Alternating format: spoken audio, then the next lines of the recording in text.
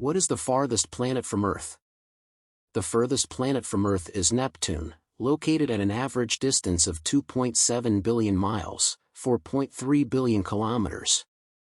Neptune is also the furthest planet from the Sun, orbiting at an average distance of 2.8 billion miles, 4.5 billion kilometers. At such a vast distance, it comes as no surprise that Neptune was the last planet to be discovered in our solar system. Interestingly, Neptune was the only planet to be discovered through mathematics rather than observation. In 1781, astronomer William Herschel discovered Uranus. However, for decades, astronomers could not explain the orbit of Uranus. Its orbit deviated by a small amount, and to explain these deviations, astronomers predicted in 1846 that another planet must be orbiting the Sun beyond Uranus, its gravity tugging on the planet and causing its orbit to deviate by a small amount. When astronomers calculated the position of this new planet, telescopes quickly confirmed its existence. The newly discovered planet was named Neptune after the Roman god of the sea. How far away is Neptune? As stated earlier, the average distance between the Earth and Neptune is 2.7 billion miles, 4.5 billion kilometers. However, this distance actually changes. Like every other planet, Earth and Neptune orbit the Sun in ellipses. Rather than being perfectly circular, planetary orbits are elliptical, which can be thought of as egg-shaped or elongated circles. Thus, the distance between the planets varies over the course of their orbit. When a planet is at its closest approach, it is at perihelion. At its furthest approach, it is at aphelion. When Earth and Neptune are at their closest, the distance between them is 2.7 billion miles, 4.3 billion kilometers. At their furthest, the distance between them is 2.9 billion miles, 4.7 billion kilometers. How long would it take to travel to Neptune? To date, only one spacecraft has ever been to Neptune. In 1989, the Voyager 2 spacecraft became the first and only spacecraft to complete a flyby of the furthest planet. It took Voyager 2 about 12 years to reach Neptune, moving at an average speed of 42,000 miles per hour, 66,000 kilometers per hour. Even if you were to travel at the speed of light, which is the fastest known speed in the universe, it would still take about 4 hours to reach Neptune. Is there a planet beyond Neptune? While Neptune has been the farthest known planet for some time, it may not always have that title. There are some lines of evidence that suggest our solar system is home to another planet orbiting the Sun far beyond Neptune. If confirmed, this hypothetical Planet 9 would be the farthest planet from Earth. Evidence for Planet 9's existence primarily comes from the orbit of asteroids and comets located in the Kuiper Belt and Oort cloud. Like how deviations in Uranus's orbit were explained by the presence of Neptune, deviations in the orbits of Kuiper Belt objects suggests that another planet exists in the far outer regions of the solar system.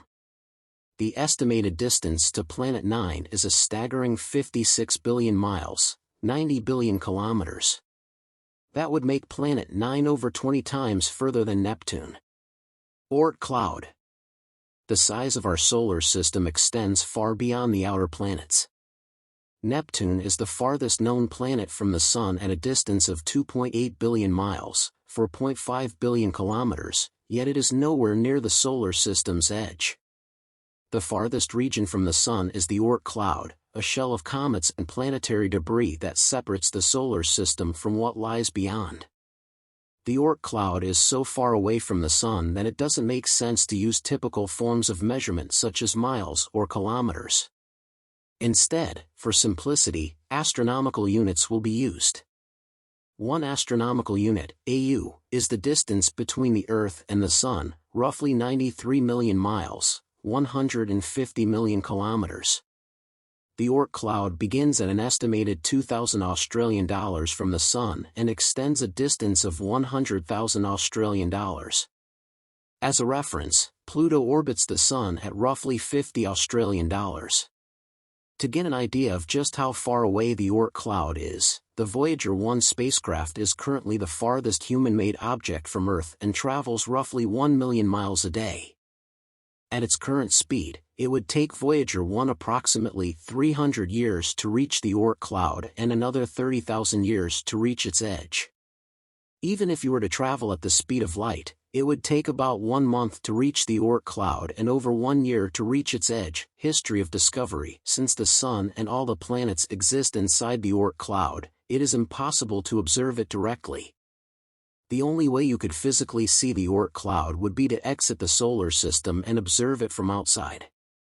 Given how far the Oort cloud extends, this is currently impossible to accomplish, so astronomers rely on other methods to determine its existence. The existence of the Oort cloud was first proposed in the early 20th century after observing the orbital path of some comets. Comets are primarily composed of ice, and they occasionally find themselves in the inner solar system, where they can be seen from Earth. Comets typically have predictable orbits that bring them back towards the Sun at consistent intervals. There exist two types of comets, short-period comets and long-period comets. Short-period comets often complete one orbit of the Sun in 100 years or less, while long-period comets may take thousands of years to complete one rotation. The orbital path of most comets is also highly elliptical, meaning that they traverse vast distances from the outer solar system to the inner solar system. The existence of the Oort cloud was first proposed as an explanation for long-period comets. In 1932, the astronomer Ernst Öpik predicted that long-period comets originated in a vast cloud of comets in the far outer areas of the solar system. In 1950, the astronomer Jan Oort claimed that since the orbits of comets are unstable, every comet will eventually collide with the Sun or be thrown out of the solar system by the gravitational pull of a planet. Furthermore, since every comet visits the inner solar system repeatedly, they are gradually broken apart by the Sun's heat.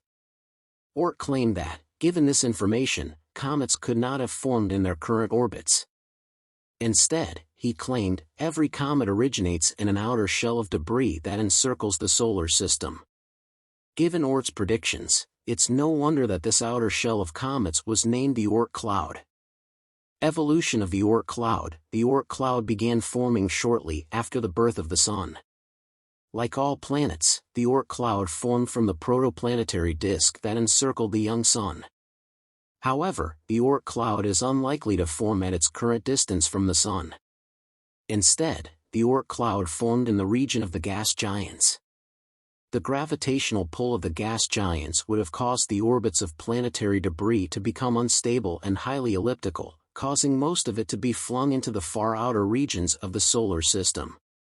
For the Oort cloud to find itself in a stable orbit far away from the Sun, the gravitational pull from other nearby stars likely played a role.